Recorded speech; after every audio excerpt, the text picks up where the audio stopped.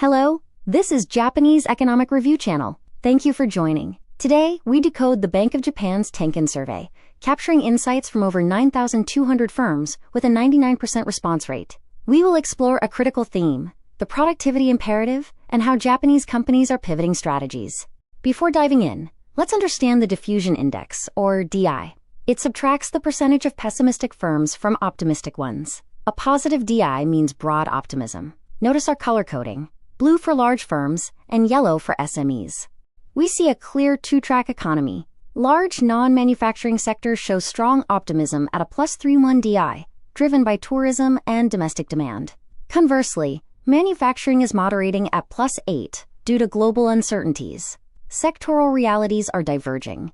Here is the structural challenge: an acute labor shortage. Small non-manufacturing firms face a critical deficit at a -47 DI. This is not a cyclical dip.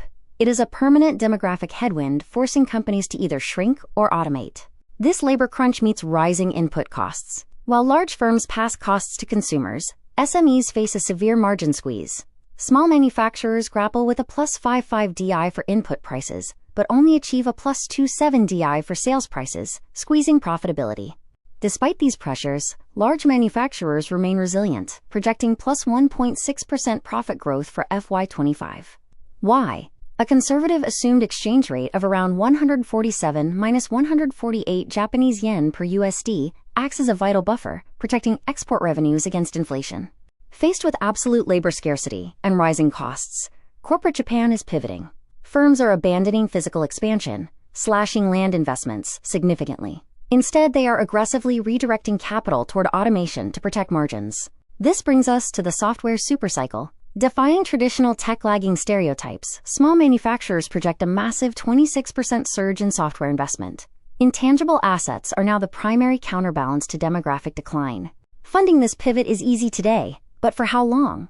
Lending attitudes remain positive at +14 for large firms. However, interest rate expectations have spiked to +64 for SMEs. Firms are accelerating CapEx to lock in current low funding costs.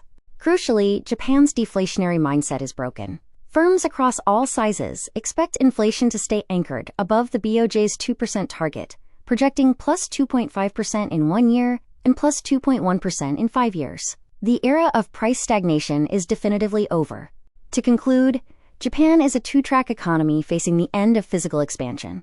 To survive the margin squeeze and labor crisis, a generational shift toward intangible assets is underway. Software and automation are no longer optional. They are survival. Thank you for watching the Japanese Economic Review. We look forward to having you with us again.